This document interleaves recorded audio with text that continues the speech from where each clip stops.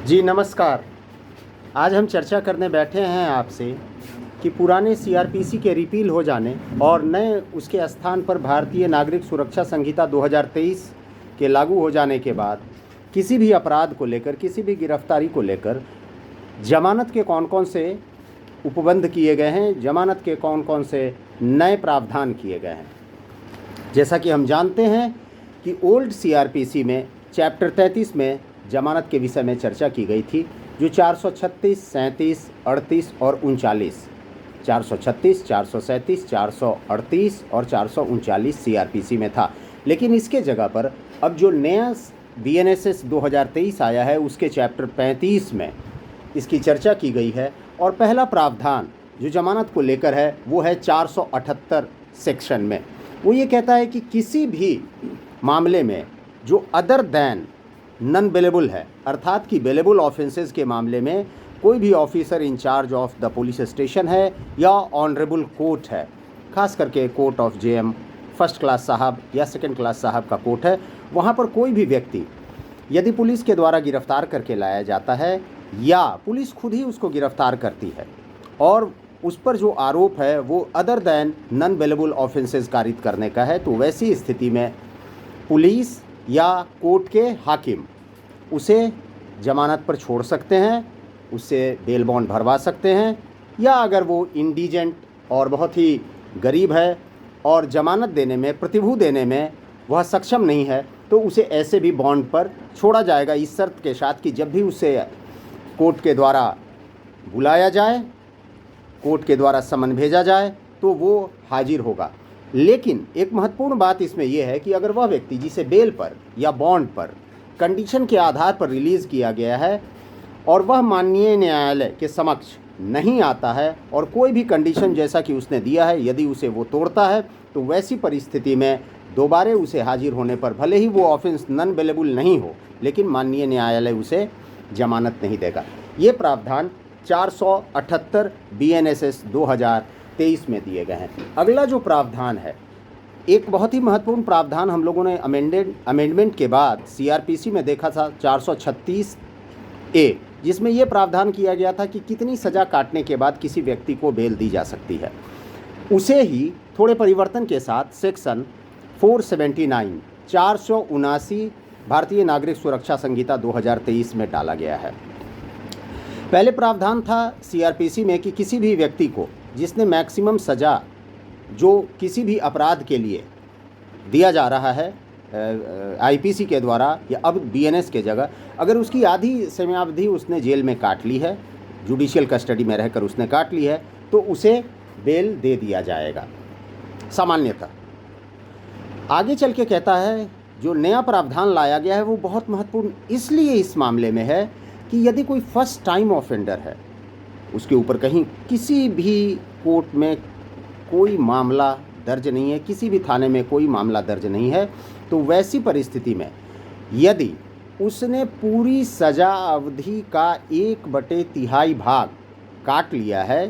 न्यायिक हिरासत में, जुडिशियल कस्टडी में, जेल में रहकर, तो उसे जमानत दी जाएगी। अब यहाँ एक और प्रावधान किया गया है जो प्रोवाइज़ो में है और महत्वपूर्ण है कि माननीय न्यायालय कोई ज़रूरी नहीं है कि उस व्यक्ति को जिसने आधी सज़ा काट ली है उसे छोड़ ही देंगे। हाकिम लोक अभियोजक महोदय को सुनने के बाद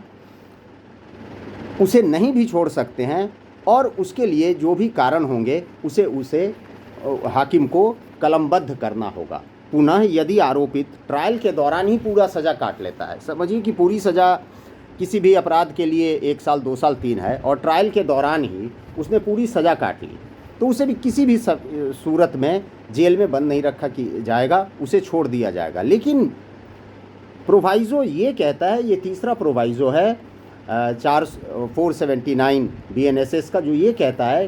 कि उसने सज़ा भले ही काट ली हो, पूरी की पूरी सज़ा, लेकिन उसके अगेंस्ट और भी किसी कोर्ट में ट्रायल चल रहा हो, अन्य मामले में इन्वेस्टिगेशन चल रहा हो, तो उसे जमानत नहीं दी जा सकती है। एक महत्वपूर्ण बात 479 में वो रखी गई है जो सबसे ज़्यादा पहली बार आया है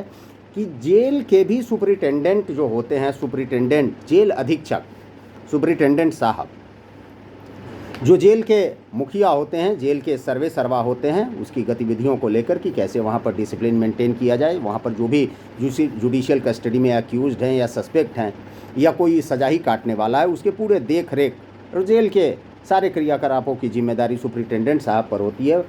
479 जो दफ़ा है, इसने सुपरिटेंडेंट साहब पर भी एक जिम्मेदारी दी है। वो ये जिम्मेदारी दी है कि उन्हें बताना है माननीय न्यायालय को कि कौन सा सस्पेक्ट उनके यहाँ कितनी सज़ा काट चुका है, और यदि वो फर्स्ट टाइम ऑफेंडर है तो क्या उसने 1/3 सज़ा काट ली है।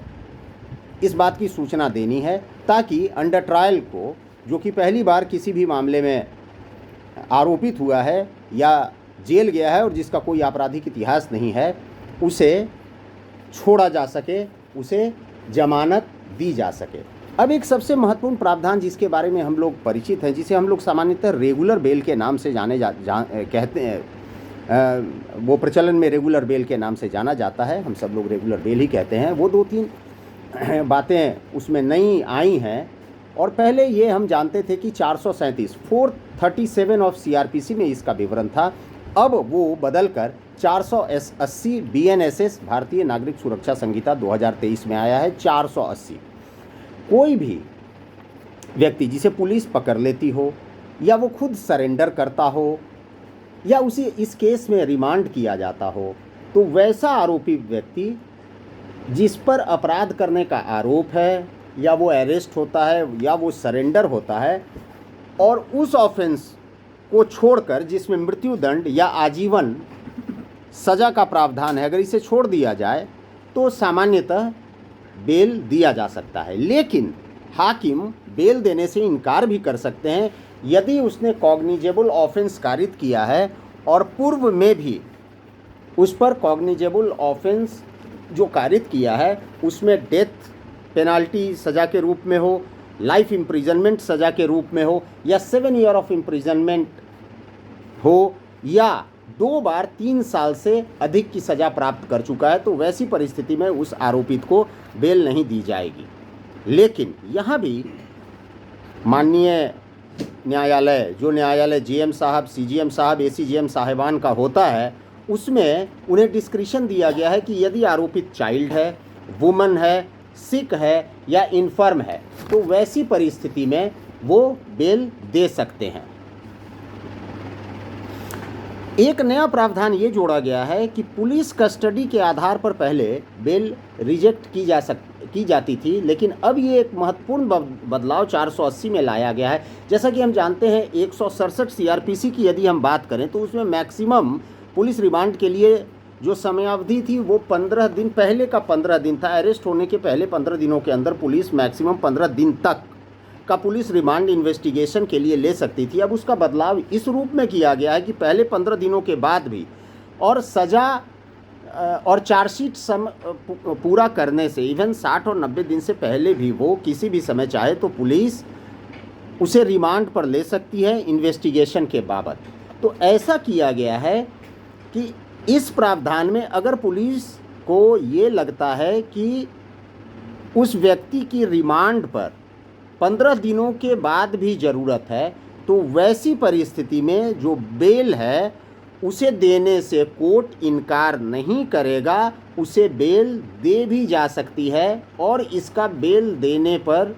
कोई असर नहीं पड़ेगा। फिर यदि ऑफिसर इंचार्ज और कोर्ट को ऐसा लगे कि भाई आरोपित के विरुद्ध अपराध करने का या आरोप मानने का कोई रीजनेबल ग्राउंड नहीं है और फर्दर इंक्वायरी की ज़रूरत है, तो वैसी भी परिस्थिति में हाकिम चाहेंगे, वो जुडिशियल मजिस्ट्रेट हो, CGM साहब हो, ACGM साहब हो, वो बेल दे सकते हैं। अब इसके लिए कुछ कंडीशंस हैं, जैसा कि हम सब जानते हैं 437(3) के कंडीशन CRPC के हमें याद ही होंगे। उन्हीं कंडीशन को इसमें भी 480(3) में रखा गया है कि सिमिलर ऑफेंसेस हम नहीं करेंगे। डायरेक्टली या इनडायरेक्टली किसी भी ऐसे व्यक्ति को जो फैक्ट एंड सर्कमस्टेंसेस को जानते हैं, उसे एक्विटेंट हैं, तो उन्हें किसी तरह का प्रलोभन नहीं देंगे, किसी तरह के उन्हें धमकी नहीं देंगे, किसी भी तरह की प्रॉमिस उनसे नहीं करेंगे, और जो भी केस के फैक्ट से परिचित हों उसे डिस्क्लोज़ करने से या एविडेंस को टैम्पर करने से नहीं रोकेंगे। न्याय हित में अगर चाहें तो 437 483 जहां था, अब 483 में हाकिम अर्थात जेएम फर्स्ट क्लास एसीजेएम साहिबान और सीजीएम साहब यदि चाहें तो न्याय हित में कोई और भी शर्त, एक से अधिक शर्त भी लगा सकते हैं। और